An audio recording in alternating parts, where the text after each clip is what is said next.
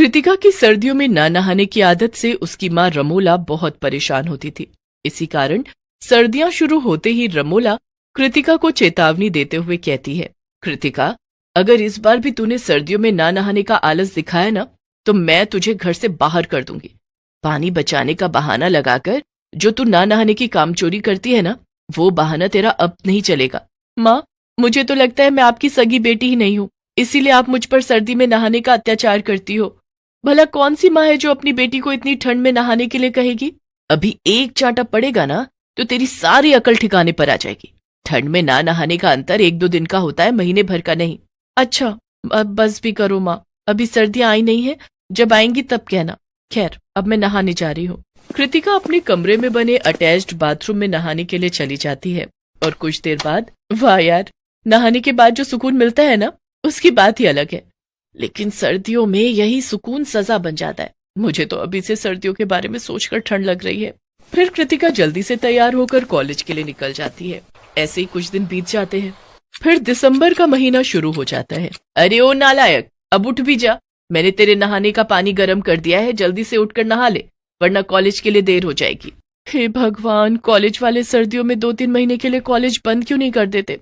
ऊपर से ये मेरी माँ हाथ धोकर मेरे नहाने के पीछे पड़ी रहती है। तभी वहां रमोला आ जाती है। उसकी रजाई खींचते हुए कहती है, तुझे सुनाई नहीं दे रहा? कब से आवाज दे रही हूँ, जल्दी से उठ जा, नहा ले, पानी ठंडा हो जाएगा। इसके बाद कृतिका बुरा सा मुंह बनाकर बाथरूम में चली जाती है। तभी उसे एक तरकीब सूझती है और वो बाल्टी का सारा पानी जमीन पर गिरा देती है और नहाने का ड्रामा करते हुए कहती है, ओह माँ, मेरी माँ, कितनी ठंड है, कितनी ठंड लग रही है नहाते हुए। तभी बाहर खड़ी रमोला सब सुन रही होती है और जोर से चिल्लाते हुए कहती है, अरे बेवकूफ लड़की, नहाना नहीं था तो पानी तो रहने देती, सारा का सारा पानी जमीन पर गिरा दिया। बेवकूफ, कम से कम मेरे नहाने के ही काम आ जाता, लेकिन नहीं, मैडम को तो ड्रामा करना है नहाने का। यार, ये मेरी माँ भी ना किसी डिटेक्टिव की तरह है जो हर टाइम मेरी जासूसी करती है।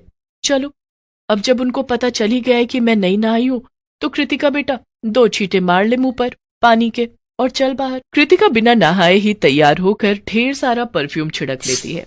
नहाने से तो तेरा कोई लेना देना है नहीं, बस ये बाल्टी भर के परफ्यूम छिड़क लो और ना नहाने की बदबू से बच जाओ। अब बस भी करो माँ, प्लीज दोबारा अपना लेक्चर शुरू मत कर देना। वैसे भी कॉलेज जाकर मुझे अपने प्रोफेसर का लेक्चर अटेंड करना है। वो इतना कह ही रही थी कि तभी घर के बाहर हॉर्न की आवाज सुनाई देती है।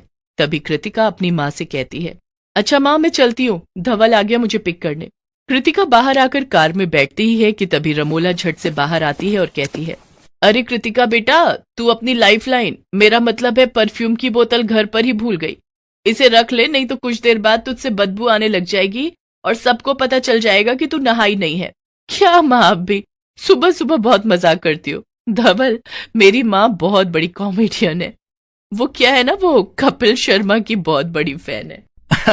ओह, अच्छा अच्छा। इसके बाद दोनों कॉलेज के लिए चले जाते हैं। कॉलेज में लेक्चर अटेंड करने के बाद शाम को धवल और कृतिका अपने दोस्तों के साथ कैंटीन में बैठे हुए होते हैं। तभी धवल कहता है, यार, सर्दियों में कहीं घूमने चलते हैं, आउट ऑफ स्टेशन। मसूरी कैसा रहेगा? हाँ, मुझे लगता है मसूरी सही रहेगा। ठंड में तो वहां स्नोफॉल भी होगा। क्यों कृतिका, चल रही है ना? यार, यहाँ तो मैं ठंड की वजह से महीनों महीनों नहीं नहाती, और ये लोग मुझे इतनी सर्दियों में बर्फ में ले जाना चाहते हैं। वहां तो मेरी कुल्फी जम जाएगी। अरे कृतिका, कितना सोच रही हो? अब ये सब सोचना वोचना बंद करो और चुपचाप हाँ कर दो। हाँ ठीक है, अब तुम सब इतना फोर्स कर ही रहे हो तो चलती हूँ। मेरी कार में हम सब मसूरी चलेंगे।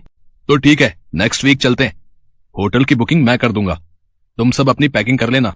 शाम को घर आकर कृतिका अपनी माँ को घूमने के प्लान के बारे में बताती है। बेटी, मेरी मान तो तू ट्रिप पर मत ही जा।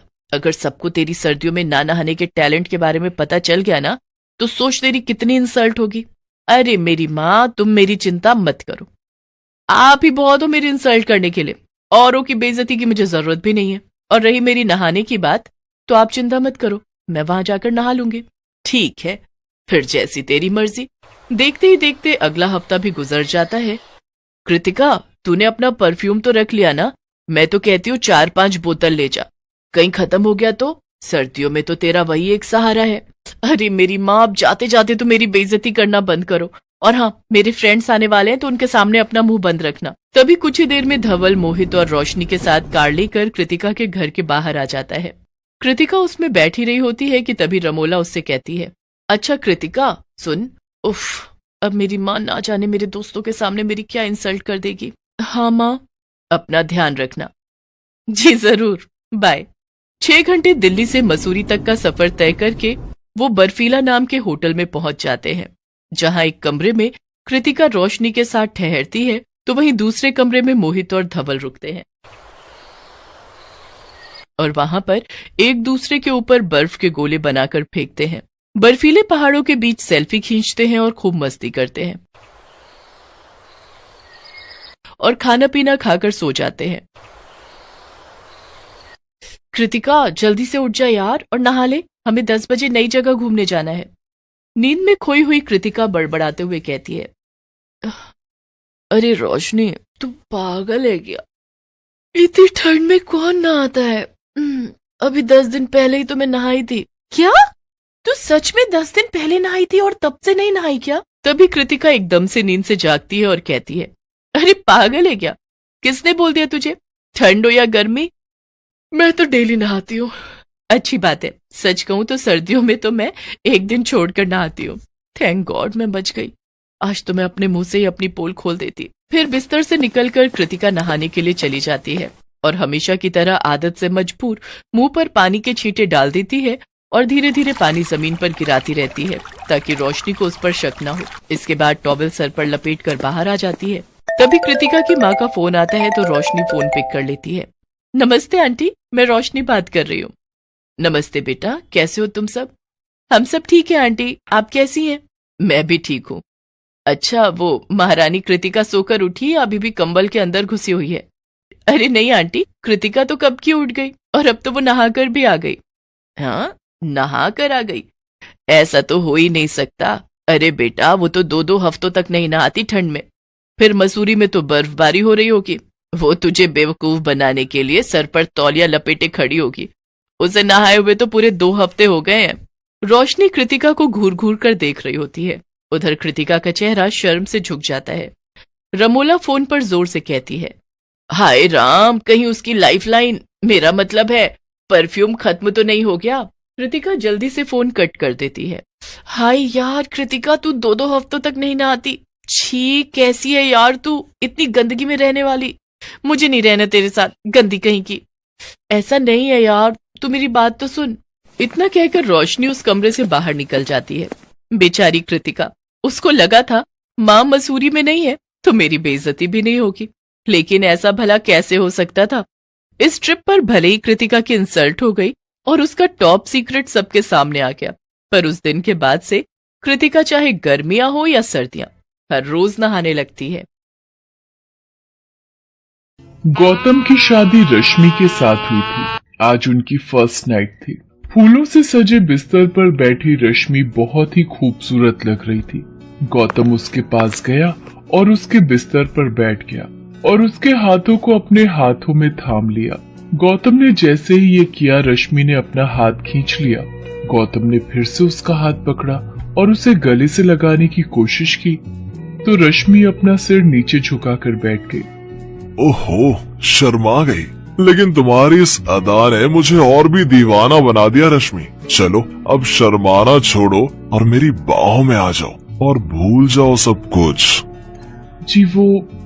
अरे क्या हुआ, खुलकर बोलो जो बोलना है। गौतम के अनुरोध पर रश्मि ने जो कहा वो उसे बहुत अटपटा लगा।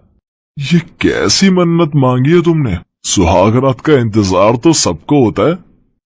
जी होता तो है, लेकिन मैंने शादी के पहले ही आपकी लंबी उम्र और हम दोनों का प्रेम खूब बढ़े, इसके लिए ये मन्नत मांगी थी। और मन्नत मांगते वक्त ये कहा था कि शादी के 1 महीने बाद ही मैं अपने पति के साथ खुलकर प्रेम करूंगी। 1 महीने तक हम रहेंगे तो इसी कमरे में, लेकिन एक दूसरे को स्पर्श नहीं करेंगे। हाँ चलो, अब तुमने मन्नत मांगी है और वो भी मेरी लंबी उम्र और आपस के प्रेम के लिए, तो मैं तुम्हारी बात का मान रखूंगा। दोनों की शादी को 3 दिन हो गए थे। गौतम कैलेंडर में दिन ही गिन रहा था। एक सुबह जब गौतम शेविंग कर रहा था तभी दरवाजे पर दस्तक हुई। रश्मि, रश्मि, दूध वाला होगा, जरा दूध ले लो। रश्मि ने दरवाजा खोला। दरवाजे पर दूध वाला ही था। रश्मि ने दूध का बर्तन दूध वाले के आगे इस तरह रखा कि उसका हाथ दूध वाले के हाथ से सट गया। दूध वाले ने अपना हाथ हटाना चाहा तो रश्मि ने जानबूझकर उसके हाथ से अपना हाथ रगड़ना शुरू कर दिया। अरे मालकिन, ये क्या कर रही हैं? 3 दिन पहले ही तो इनकी शादी हुई है। क्या हुआ भैया, क्या सोचने लगे? कुछ नहीं मालकिन। ये कहकर वो हड़बड़ाकर वहां से जाने लगा तो रश्मि ने उसे देखकर अपनी एक आंख दबा दी।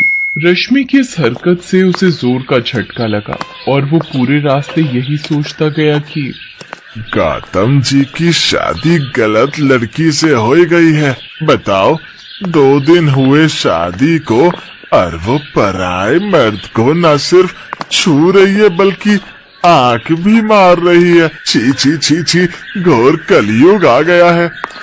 एक दिन जब गौतम ऑफिस गया हुआ था तो कपड़े लेने के लिए धोबी उनके घर आया। मालकिन, आपने कपड़े निकाल कर रखे हैं ना? कपड़े निकाल कर? रश्मि ने ये बात इस अंदाज में कही कि धोबी रमनलाल झेप गया। धोबी जब कपड़े लेकर जाने लगा तो रश्मि ने उसे देखकर भी आंख मार दी। रमनलाल के जहन में भी वही सब चलने लगा जो दूध वाले पंकज के जहन में चल रहा था। रश्मि का ये बर्ताव धीरे धीरे मोहल्ले वालों के बीच चर्चा का विषय बन गया था। एक दिन जब गौतम ऑफिस से घर लौटा तो सोसाइटी के गेट पर खड़े गार्ड ने उससे कहा, राम राम साहब। राम राम भाई, राम राम। जी साहब, वो मुझे आपसे कुछ कहना था। तुम्हें फिर से पैसा चाहिए? अरे नहीं साहब, वो कुछ और बात है। उसके बाद गार्ड ने गौतम से जो कहा उसे सुनकर गौतम का पारा 7वें आसमान पर पहुंच गया। तुम पागल तो नहीं हो गए? ये होश खो दिए अपने। तुझे पता भी है तुम मेरी पत्नी के बारे में क्या कह रहे हो? साहब, मैं झूठ नहीं बोल रहा हूँ। आप जब ऑफिस चले जाते हैं तो मेम साहब हर दिन मुझे बुलाती हैं। कभी मेरा हाथ पकड़ती हैं और कभी आंख मारती हैं। देखो, तुम बर्दाश्त की सीमा मत लांघो, नहीं तो तुम्हारी शिकायत मैं सोसाइटी में कर दूंगा। तुम्हारी नौकरी चली जाएगी। ये कहकर गौतम वहां से निकल गया। लेकिन कुछ दिनों बाद जब दूध वाले और धोबी ने यही बात गौतम से कही तो वो सोचने पर मजबूर हो गया। ये सब लोग रश्मि के बारे में ऐसी बातें क्यों कर रहे हैं? मुझे तो कहा कि उसने मन्नत मांगी है, मुझे छूने तक से मना कर दिया और गैर मर्दों को वो आंखें मार रही है। मेरी गैर हाजिरी में उन्हें घर बुला रही है। नहीं नहीं, ऐसा नहीं हो सकता है। लोग झूठ बोल रहे हैं, लेकिन सभी लोग झूठ क्यों बोलेंगे?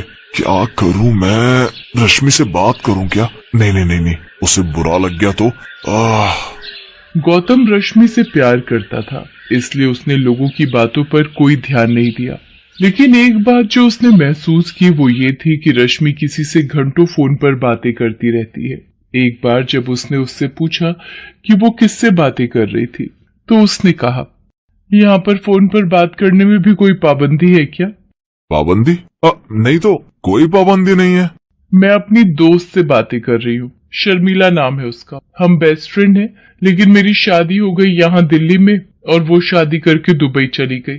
अब हमारा मिलना जुलना ज्यादा संभव तो है नहीं, इसलिए हम फोन पर ही बातें करते हैं। आपको यकीन नहीं हो रहा है तो ये लीजिए फोन और मेरी दोस्त से बात करिए। ये कहकर रश्मि ने मोबाइल गौतम की ओर बढ़ा दिया। गौतम ने अपना सिर झुकाकर रश्मि की बात मान ली। वो मन ही मन बहुत दुखी भी हुआ कि उसने अपनी पत्नी पर शक किया। क्या हो गया है मुझे? मैं अपनी पत्नी पर शक कर रहा हूँ, उस पत्नी पर जिस बेचारी ने मेरी लंबी उम्र के लिए मन्नत मांगी है। मैं बहुत ही बुरा आदमी हूँ यार, बहुत बुरा। वो बेचारी अपना सब कुछ छोड़कर मेरे पास आई और मैं उसके साथ ऐसा बर्ताव कर रहा हूँ, शक कर रहा हूँ उस पर। उसने अपनी पत्नी से माफी मांगी। एक रात की बात है, गौतम गहरी नींद में था, तभी रश्मि बिस्तर से उठी और दूसरे कमरे में जाकर फोन पर बातें करने लगी। निरंजन, मैं अपनी हरकतों से पूरी कोशिश कर रही हूँ कि मेरा पति गौतम मुझे छोड़ दे, लेकिन वो तो जोंक की तरह चिपक गया है मुझसे। देखो निरंजन, मैं तुम्हारे बिना जी नहीं सकती। कोई उपाय करो और मुझे इस नरक से निकालो। मुझे नहीं रहना है गौतम के साथ। एक दिन भी नहीं, एक पल भी नहीं। रश्मि को ये बात पता नहीं थी कि उस दिन उसकी सारी बातें गौतम ने सुन ली हैं। जब वो अपनी बात खत्म करके बिस्तर पर पहुंची तो गौतम जगा हुआ था। अरे, आप सोई नहीं है? सो ही तो रहा था रश्मि आज तक, तभी तो मुझे कुछ पता नहीं चल रहा था। ये आप क्या कह रहे हैं? क्या पता नहीं चल रहा था? यही कि मैं तुमसे जोक की तरह चिपक गया हूँ। तुम यहाँ नर्क में रह रही हो। ये सब आप क्या कह रहे हैं? मेरी कुछ समझ में नहीं आ रहा है। रश्मि, अब तो सच बोल दो, ये निरंजन कौन है जिससे तुम आधी रात को बातें कर रही थी? सच सच बोल दो रश्मि, मैं तुम्हें कुछ नहीं कहूंगा। गौतम की बात सुनकर रश्मि रोने लगी और रोते रोते उसने गौतम से कहा, निरंजन और मैं साथ ही पढ़ते थे। हम दोनों एक दूसरे से बहुत प्यार करते थे और शादी भी करना चाहते थे, लेकिन क्या? मैंने ये बात अपने पेरेंट्स को बताई तो वो उखड़ गए और बिरादरी के बाहर शादी करने से साफ साफ मना कर दिया। रश्मि और निरंजन के प्रेम के बारे में जानकर रश्मि को उसके माँ बाप ने घर में ही नजरबंद कर दिया और अपनी बिरादरी में लड़का देखने लगे। फिर जबरदस्ती उसकी शादी गौतम से करा दी गई। शादी के बाद सुहाग रात को मैंने तुमसे झूठ बोला था कि मैंने कोई मन्नत मांगी है। मैं चाहती थी कि तुम मुझसे दूर रहो। यही नहीं, मैं ये भी चाहती थी कि तुम मुझे घर से निकाल दो। इसलिए मैं दूध वाले धोबी और वॉचमैन के साथ वैसी हरकतें करने लगी। रश्मि, तुम्हें मुझसे पहले ही ये सच्चाई बता देनी चाहिए थी। मैं चाहती थी बताना, लेकिन तुम मुझे इतना प्यार करते हो कि मेरी हिम्मत नहीं हुई तुमसे कुछ कहने की। रश्मि, तुम बेफिक्र रहो, मैं निरंजन से तुम्हारी शादी कराऊंगा। रश्मि तो यही चाहती थी, लेकिन अगले दिन रश्मि के साथ एक ऐसा हादसा हुआ कि सब कुछ बदल गया। उस दिन रश्मि निरंजन को फोन करके ये खुशखबरी दे रही थी, तभी उसके घर का झूमर खुलकर उसके ऊपर गिर पड़ा। रश्मि लहूलुहान हो गई। गौतम ने रश्मि की ये हालत देखी तो वो उसे लेकर अस्पताल पहुंचा। आपकी पत्नी को बहुत गहरी चोट आई है, इन्हें तुरंत आईसीयू में एडमिट करना होगा। रश्मि का खून बहुत बह गया था, इसलिए डॉक्टरों को उसे ब्लड चढ़ाना पड़ा। ब्लड गौतम ने ही दिया था। पूरे 1 महीने रश्मि अस्पताल में रही। इस बीच गौतम ने किसी बच्चे की तरह उसका ध्यान रखा, उसे टाइम पर दवा देना, खिलाना पिलाना, जब तक वो सो नहीं जाती उसके सिरहाने बैठे रहना। 1 महीने बाद जब वो पूरी तरह ठीक होकर घर आ गई तो रश्मि, अब तुम पूरी तरह से ठीक हो गई हो, लेकिन तुम थोड़े दिन और आराम कर लो। उसके बाद तुम्हें जब भी निरंजन के पास जाना होगा प्लीज मुझे बोल देना, मैं तुम्हें छोड़ दूंगा। गौतम की बातों को सुनकर रश्मि की आंखें भर आई। गौतम, मुझे छोड़ दोगे किसी गैर मर्द के पास? गैर? निरंजन से तो तुम प्यार करती हो। प्यार करती थी, वो मेरा पास्ट है और तुम मेरा प्रेजेंट हो। 7 फेरे लिए हैं मैंने तुम्हारे साथ। मैं मानती हूँ कि मुझसे गलतियां हुई हैं, लेकिन मैं दावे के साथ कह सकती हूँ कि तुमसे ज्यादा प्यार मुझे कोई नहीं कर सकता गौतम, कोई नहीं। I love you Gautam, I really love you. मेरी गलतियों के लिए मुझे माफ कर दो और मेरे गले लग जाओ। गौतम रश्मि से बहुत प्यार करता था। जो प्यार करते हैं वो दूसरे की गलती को दिल से नहीं लगाते, बल्कि माफ कर देते हैं। गौतम ने रश्मि को माफ कर दिया और दोनों ने नए सिरे से अपना जीवन शुरू किया।